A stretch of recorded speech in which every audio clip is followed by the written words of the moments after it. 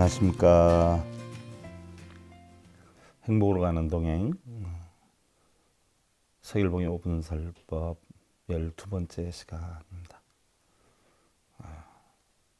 잭 켈리라라고 하는 신문 기자 일행이요, 소말리아 취재를 위해서 수도 모가디슈에 있을 때 일이었어요. 한 마을에 들어갔는데 마을 사람들이 거의 다 죽은 상태였어요. 근데 우연히 살아있는 한 소년을 발견하게 되지요. 그런데 그는 온몸에 벌레에 물렸고요, 영양실조로 배가 불룩 튀어나온 데다가 머리카락은 빨갰고요, 피부는 완전히 노인과 다름없는 그런 상태였어요.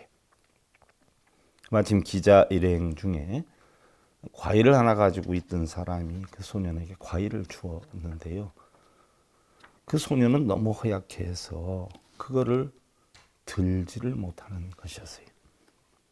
그래서 기자가 다시 반을 잘라가지고 주었더니 고맙다는 듯이 눈짓을 보내면서 그것을 받아들었어요. 그리고는 어디론가 가는데 마을 쪽으로 향해 가는 것이었죠. 기자 일행이 궁금해서 뒤를 따라갔는데도요, 그 소년은 전혀 의식을 하지 못하고 걸어가고 있었어요.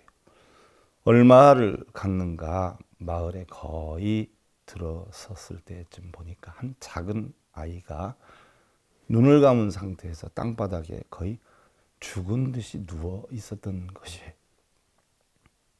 알고 보니까 바로 그 소년의 동생이었어요.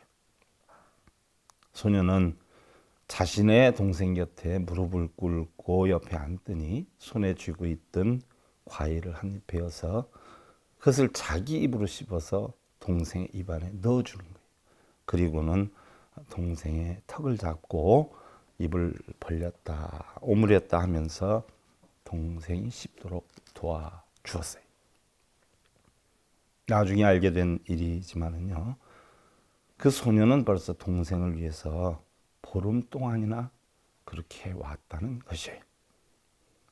그러나 얼마 지나지 않아서 그 동생에게 과일을 주던 그런 소년은 영양실조로 죽게 되고요, 오히려 그 소년의 동생은 다행히 그동안의 형의 덕택 때문이었는지 살아남았다라고 하지요. 순간 우리의 삶이 얼마나 지금 좋은 환경 속에서 유지되고 있는지 다시 한번 저는 감사함과 고마움이 느껴지고 있어요. 그러나 오늘도 불만 속에 투정을 부리고 사는 사람들이 있다는 생각인데요. 여러분들, 공부하고 일하는 것이 괴로우세요? 힘들어요? 땅바닥에 글을 쓰면서도 감사함으로 배우려 하는 사람들이 있고요, 살아 숨쉬는 거 하나만으로 해도 행복을 느끼는 사람들도 있어요. 먹기 싫은 것이 있고 음식으로 인해서 짜증이 날 수도 있는가요? 우리는 먹고나마 음식을 쓰레기로 버리는 그런 골치를 앓고 있지만 이 지구상에는 그것도 없어서 영양실조와 질병으로 죽어가는 사람들도 적지는 않아요. 또한 지나친 관심이 귀찮고 매일 반복되는 일상생활이 지루한가요? 지금도 부모 없이 굶주리거나 삶에 방황하는 아이들이 적지 않고요, 일부에서는 선택의 여지가 없이 죽어간 사람들의 뼈를 가지고 놀아야만 하는 그런 아이들도 있다는 것을 알아야 할 것이고요. 또한 메이커가 아닌 선물을 받아서 속상한가요? 아직도 한편에서는 플라스틱 물병을 납작하게 만들어서 끈을 달아 신고 다니면서도 행복함을 느끼는 사람들도 있고요. 또한 더운 지역, 벌레가 기어다니는 땅바닥에서 잠을 이루면서 삶에 지쳐서 다시는 깨어나지 않기를 바라는 이런 사람들도 있는 걸 보면은요, 어찌 보면 정말 우리는 삶을 위한 필요한 것보다 훨씬 더 많은 것들을 가지고 있으면서도 오히려 불만 속에 사는 건 아닌가 하는 그런 생각에 잠겨 보기도 합니다. 그리고 조용히 생각을 해 보는데요.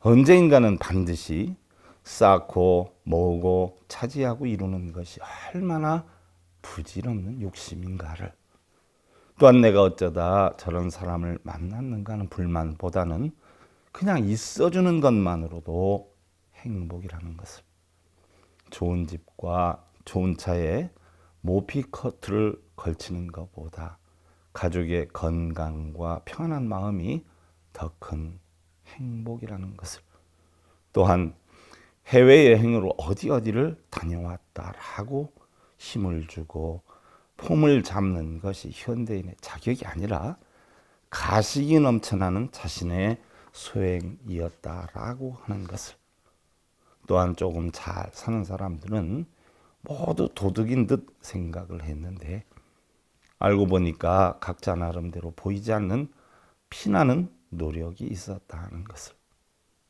그리고 진정 우리가 무엇을 지녀야 하고 또 무엇을 버려야 하는지를 우리 불자님들이 반드시 언제인가는 알았으면 하는 이런 마음을 지녀보면서요, 행복으로 가는 동행 서길봉이었습니다. 감사드립니다, 여러분들. 자, 승부하십시오.